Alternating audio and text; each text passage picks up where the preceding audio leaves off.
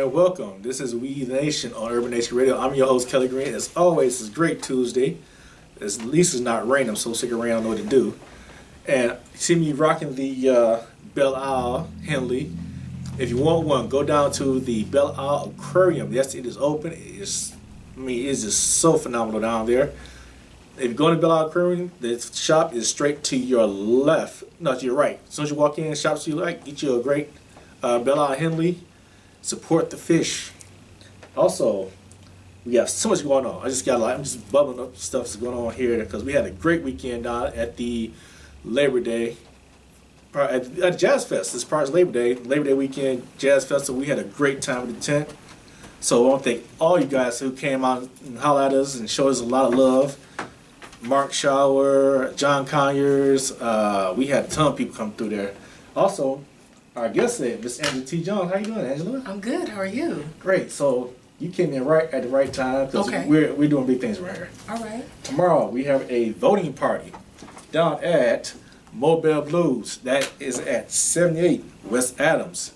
Mobile Blues Saturday. That's tomorrow. Mobile Blues 78 West Adams. Come down, hang out with us. I might do that. I've been to Mobile Blues before and I really liked it. Cool. I haven't been. So. Oh, it's nice. It's nice. It's okay, nice. Great. Try the catfish. Catfish. Catfish. Yeah, I'm a foodie, so try the catfish. Yes. I mean, I'm a catfish fiend. So oh wow. You just spoke my language. Okay. And Angela T. Jones is coming hollering at us today because she's coming out with a book, a great book called Breaking Through the Black Ceiling. She's going to tell us when it's coming out. She's going to tell us all about the book, or as much as she can, but we want you to read it. So go and get it. Also, this show is about black businesses, and we are in a state of flux here in Detroit. A lot of black businesses have failed, and there are still a few thriving. We used to have a very thriving black enterprise here some years back with the Black Bottom and Hastings Street, and we all know how politics gets in the way, and they want to weed us out.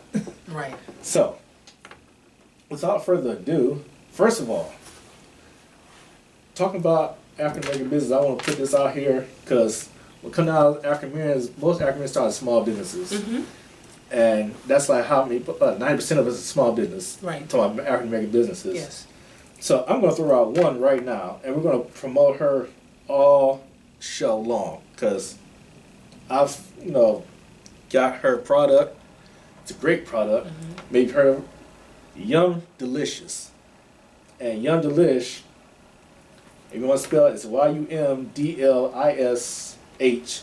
Her number is 313-218-8133. That's 313-288-8133. Oh, we got that. 313-288-8133.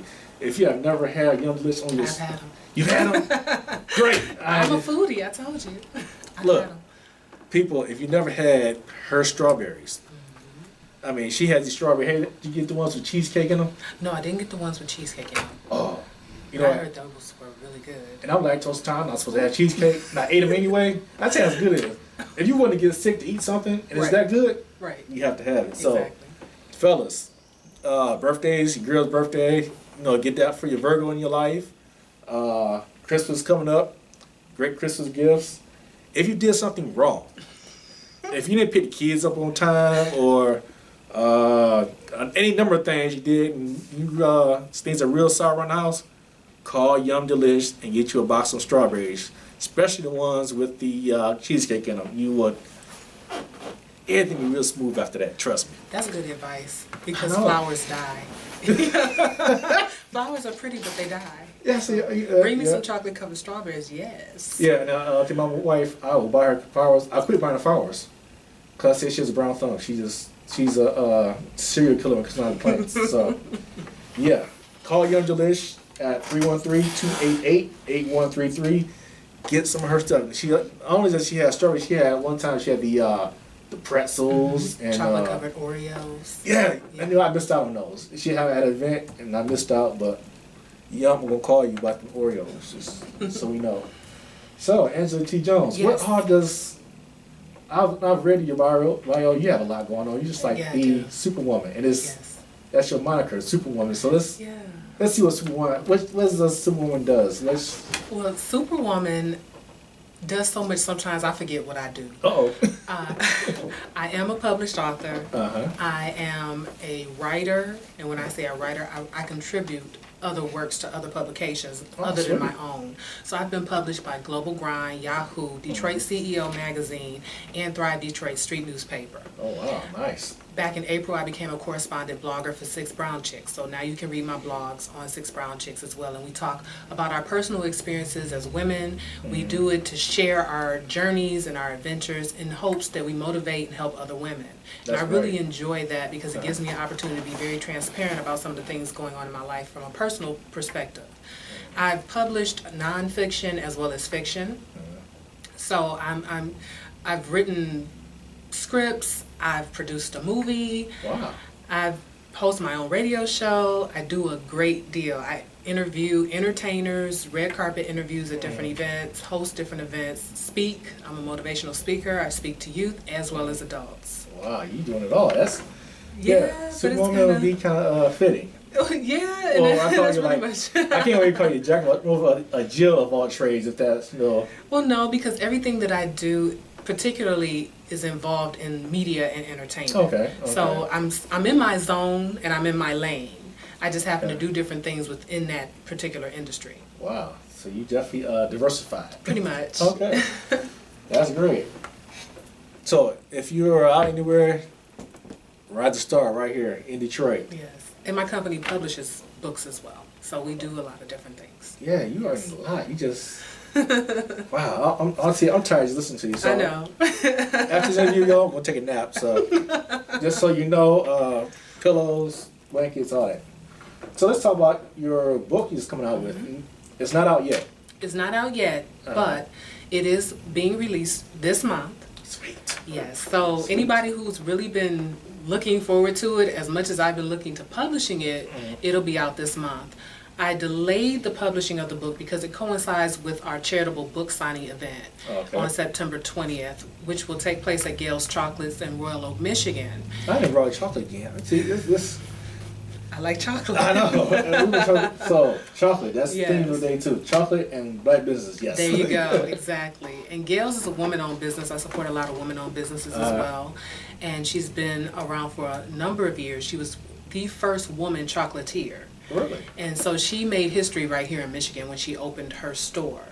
I was very honored that she was willing to allow me to hold my book signing event at her store. We'll be inside the store, so people who've never been there before would get to see how beautiful her store is. And it's in community partnership with Carmano's Cancer Institute, honoring a friend of mine by the name of Mark England, who passed away back in January from lymphoma. Oh, wow. Yeah, you can't beat that. Get a great book. It's for charity. For charity. I am donating 10% of every single book price to Carmano's Cancer 10%. Institute for cancer research and patient programs. Wow. That's cool. That's very cool. So, Gale's Chocolatier, that's at 417 South Washington Avenue, Royal Oak. Yes. I like Royal Oak. Yes. So, that'd be, if Main Street is on, if we give people a kind of idea, I know Main Street, that's where Mongolian, the GameStop,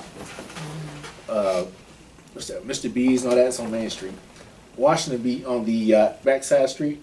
I do believe it's a side street, yes. Okay, Side okay, street. okay. So, Yes. but if you put this address in your GPS, Google it.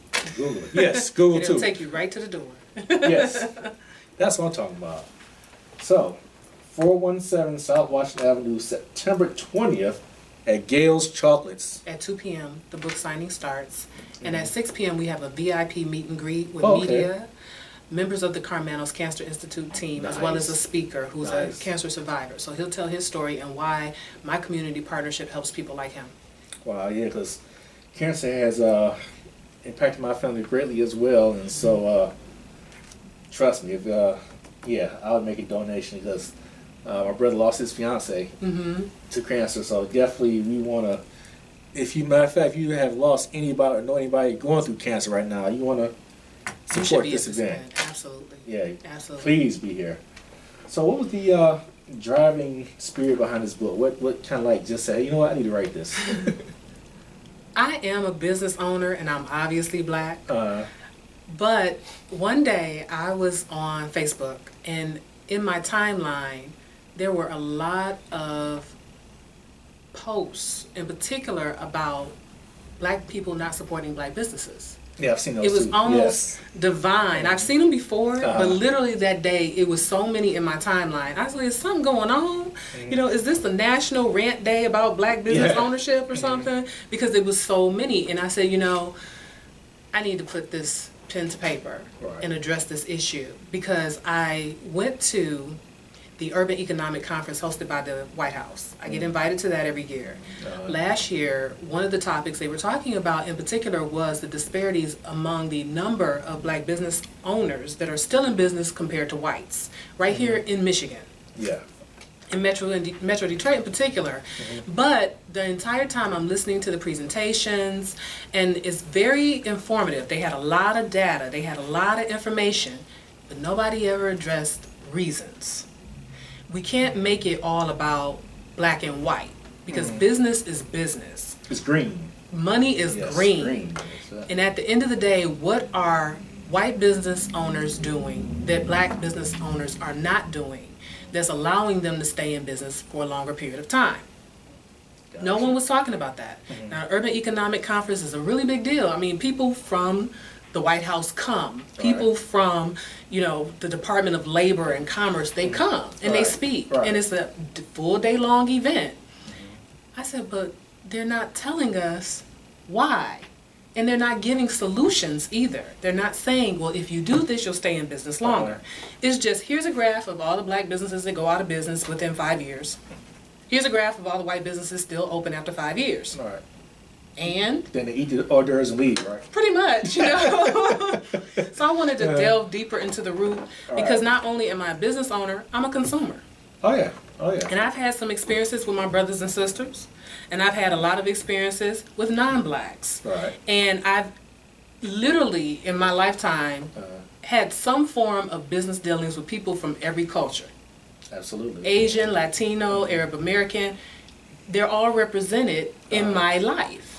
And I said, well, what is it that is being done differently in each culture, and how can black people in particular learn and do better so we can stay in business longer? Because we got to stop complaining at some point. Yeah. You know, we have to. I'm a complainer. I complain. And that's why I want to have you on the show, because I know I'm a chronic complainer. And so hopefully we can get to some of those reasons here, you know. Absolutely. All right. We're going to take a quick break, and we'll come right back with more Angela T. Jones, Kelly Greene, and We the Nation Radio, urbannationradio.com. And we're back on WeTheNationRadio.com. Actually, on urbannationradio.com, the show Read the Nation. We are having a great discussion about black business. It's like the hot topic. Yeah, it is. I think like during a commercial break, we just had the whole big discussion, and man, we got go. This is gonna be a great show. I already know we might have to go to overtime, you know. But let's bring up who we are supporting today. Yum Delish. 313-288-8133. Get her treats. I'm trying to tell you guys right now, you might want to do that. Birthdays. If you're in trouble, get some. If it's just because, it's even better. That means you show you some, you know, get a little gumption and, you know. I just like you. Yeah, yes, yes. So back to black businesses. We got a whole slew of things going on with black business right now. Right. And one of the things I want to address is service, because that's my biggest complaint. Okay. I like dealing with our people, but our people have a way of really turning you off when you're trying to get a certain product. Absolutely. So in your book, what do you address on service? When it comes to service, I think black business owners need to improve their customer service tremendously. We got to stop hiring Pookie and Ray Ray. Oh, yeah. Absolutely. Just because they are cousins and we love them, we want them to be employed. If you are going to hire them, put them through customer service training. Okay? And I think sometimes we're afraid of customer service training because we don't think we need it. It's not something we're taught in school. We don't think anybody provides it, but there are several places that actually do. Students actually attend Focus Hope's program. They have a customer service training program. So Okay. I personally, as a business owner, if I reached out to Focus Hope and said I would like to hire people that you train, Focus Hope will work with you as a business owner to get you someone who has been trained in customer service. So, all right, so question on that. Yes. Does Focus Hope charge, or how does that work? No, they don't charge. Okay. They don't. I really don't, but. They get grants to train the young people that come through their program. Okay, because I'm not familiar with that program. Yeah. Customer service is something that they actually teach. It's a learned behavior, but if you're not in an environment where you learn it on a day-to-day basis and actually have formal training, look for opportunities to hire people who have had the training. Because you can't hire people who only know what you know. Okay? When it comes to providing your service, you need to hire people that actually enhance the things that you know and then make up for what you don't know. Okay. And you need someone in your establishment that has excellent customer service skills. Someone who is personable, someone who knows how to deal with customers, whether they're having a great day or being completely belligerent and irate. And we need to make sure that we're making our customers feel comfortable when they come to our business and our establishments. Gotcha. You should never have a situation where any customer, I don't care what color they are, walks through the door and they are not acknowledged. That happens too often. It happens a lot. And if it's, here we are as black folks, and how funny acting we can be. If a white person does that to us, we get upset about it. Right, we're ready to call. We're ready to call Fox NAACP and everybody. Right. We call it everybody. Right. But if one of us does it to us, we don't want to say anything about it. And that's a problem too. We're afraid to hurt each other's feelings to the degree that we don't tell each other, look brother, look sister, you just messed up. Right. You lacking on your customer service. Right. We're afraid to say anything. So we may just not go back anymore. And we'll tell everybody else we had a bad experience. But you never tell the business owner or the manager. And they can't correct it if they don't know it. True that. Because I know I would never go back. It's been instances where I'll try a place and then I'm done. Oh yeah. I'm good for that. I'll cut the business off like heartbeat. But we need to give each other an opportunity to apologize and rectify. And we don't do that. No, we do not. But we have to speak up as a consumer and say, you know what, I didn't have the best experience at your store, and tell them what it was. Right. Be specific. Don't, and sometimes as customers we come off with an attitude so quick that we never give the business owner a chance to even fix the problem or try again to make it better. And we have to stop doing that. I think I'm gonna try a little harder. 'Cause I know I could be just like, okay, you know what? A, B, C, D ain't been met. Okay, I'm done. See you. Bye. Yeah. And that's kind of doing them the service. So I kind of see what you're saying on that. Because, yeah, we'd be really hard on our people unnecessarily. Right. And another thing with services, black business owners, we have to stop assuming what other black people can afford. Right. That is such a oh my God. I can't stand that. I've had it happen to me so many times. Right. We prejudge what another person can afford. If someone comes into your business and they are willing and able to buy, you won't know that just from looking at them. You won't. You won't know that just by saying, oh, they're from this city or they're from that city. Right. And we do that not just here in Detroit, but nationally. I had someone from another city that I asked them to provide me with service. They assumed that because I was from Detroit that I didn't know what I wanted. So they tried to give me everything but what I asked for. And as a consumer, just because I'm from Detroit, but people from Detroit don't do that. They don't know. Wow. But I do know because regardless of where I'm from, this is something that I do on a regular basis. And I'm trying to give you the opportunity to provide a service to me that I usually just get on my own. Wow. So, having those type of prejudices against each other, don't assume what a person can or cannot afford. If someone is asking about your service and they're asking you for a price point, give them the price point. They might just need to go to the bank and come right back. Yeah, I'll do that. If it's exactly what I want, I will. If it's exactly what you want, you will go get the money and come back and buy it. Exactly. But, they don't have that and that's not, you may not be able to afford that. No, don't make those assumptions. Listen to what the consumer is asking for. And if it's something you can provide, do your best to provide it to them. If you cannot provide it, be honest about that so they can go find someone who can. Right. So, price point. Let's go into price. Yes.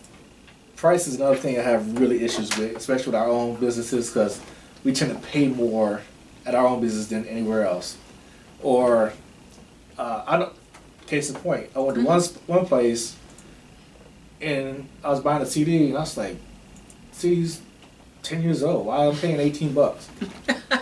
And it's like, well, this is where the top stuff. We boss shop here. I was like, I don't care. I just want what I want at the right price. And you could go on Amazon and get it for $2. Thank you. And my wife does it. She's like, you can go on Amazon and get that cheaper.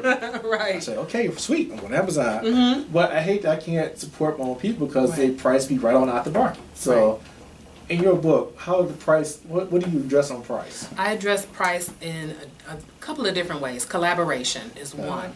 And when I say collaboration, in the Jewish community, when people are in the same community, they provide same or similar products and services to their consumer base. Right. What they had a tendency to do is still shop from the same supplier.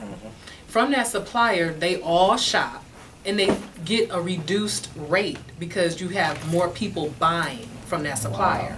Therefore, they can pass that savings on to their consumer. Okay? Wow. You know what? That's a great point. But here's a kicker. Oh, why he getting at this price? We get that competition. We can't get together on that because we got to fight over the price. We're gonna take a quick break. We're gonna come right back because we have a lot of great information from Miss Angela T. Jones, and she's gonna be with us throughout the duration. We are back on We the Nation, UrbanNationRadio.com. Before we get back in anything, I want to let y'all know about next week's show. Next week's show, I have Yusef Bun Shakur, great guy, very vocal in the community. Just went to Ferguson, Missouri. He was there during Michael Brown, during the funeral and a couple days leading up to that. He's going to be on the show next week, and he's going to talk about his experiences in Ferguson, Missouri. So you might want to check in. Even if you just, matter of fact, this is one of those shows that you need to kind of like postpone certain stuff for. So be here, right here next week. We're going to talk to Yusef about his experience in Ferguson, Missouri. Also, make sure you are at Mo Better Blues tomorrow. We're going to have our big voting party. So it's at 78 West Adams. Kai Mann, who's the host of LGBT Nation, she's going to be your hostess tomorrow. It'll be broadcasting live from Mo Better Blues. So come on down for that. So, Ms. Jones. Yes. Prices. We are killing ourselves with prices here in our community. Yes. So now talking about prices. What are some of the things that we tend to overlook when it comes down to price? Two things I would say that we overlook tremendously are negotiation and research. Yes. I agree. Those are two factors that can determine how much you pay for whatever products or services from a consumer standpoint and from the business owner standpoint. I'm a frugalista. I'm fabulous, but I'm frugal. Gotcha. And I will price shop. Anything I need, I will price shop. Gotcha. And one of the things that we have to be mindful of is we can't say, I'm not going to support a person because their stuff just costs too much. Right. Create competition if need be as a consumer. Right. When you know that there's a product or service that you really want from someone, but you know someone else has it less expensive, if you inform that business owner, so-and-so has the same thing, but it's $2-3 cheaper. Right. Sometimes just saying that is giving the business owner an opportunity to find out, can I get it for $2 or $3 cheaper or even $4 cheaper without cutting my profit? Okay, because as black business owners, we do feel like, oh my God, we're going to cut our profits to the point where we're going to be out of business. Well, guess what? If you don't sell it, you're going to be out of business too. So pick which one you want to do. Gotcha. You can make the money back, over time. You can offer sales and all kinds of different things. But if you are pricing yourself out of your market by having your prices a lot higher than your competitor, you're going to be out of business a lot faster because nobody's going to come to you to buy in the first place. Exactly. Doing our research is very instrumental when it comes to determining whether we're paying for something at a reasonable price and then passing that cost on to our consumers. Amazon is a big deal because you can get a lot of things from there for a very inexpensive rate. But then at the same time, Amazon, they don't keep everything in their warehouse. Some things actually ship from the actual manufacturer or from another business. All right, so they have very little overhead. Very little overhead. Gotcha. Keeping your overhead low is essential. Every business does not require a storefront. That's a huge Say price it again. factor. I mean, Every people, business does this not require a is storefront. golden information here. A storefront will cost you how much money? But on Oh, average? God. Yes. yes. You have to buy the building or lease it. Uh-huh. You have to renovate it, pay the utilities, pay Right. the insurance, pay the taxes. Ouch. Okay, All- that all those adds up, bills. and Ouch. that's all the bills before you even pay an employee a salary Oh. to be there every day. All right. Okay, Uh-huh. and then you're looking at your overhead, and sometimes looking at your overhead makes the determination as to what you're going to price your product or service at. Because you need to make this much money because you Right. have a storefront. Uh-huh. So you're going to charge this much money for your products or services. When you reduce your overhead expense, you can make your prices a lot less expensive. When you partner with other people, there are a lot of opportunities, particularly even here in Metro Detroit, where you don't have to own the storefront. We have collaborative workspaces. Oh, If you need sweet. an office or something like that to handle business, you can go to them, pay them a very reasonable amount of money a month, and have what you need. And we Wow. have to start using those resources to keep our overhead low, because if not, you pass that on to your consumer. The next thing you know, you've paid all this rent and all these taxes and you're still out of business. So it's kind of Wow. it's a bit of a catch-22, but if you work it right, you can work it to your benefit. I don't have an office. My office is mobile. I'll tell anybody, you want to meet me, we can meet somewhere. Right. You know, Yeah, I don't coffee have shop an is a great office. All the time. We meet at a coffee shop. We can go have lunch, have dinner, whatever the case may be, and handle business. All right. But I do almost everything I do online. I even recently started scheduling my meetings, my motivational speaking engagements, and my media training online. I'm scheduling my entire virtual book tour online. So I don't have to leave my house to go to a storefront, unlock the door, turn the alarm off, turn the lights on. That's what we get a half hour, an hour. That's it right there, just doing that. I spend a lot of time. All right. You know, so, we have to think about those things. And then we also have to be willing to collaborate in that space as well when it comes to price. Negotiate. Right.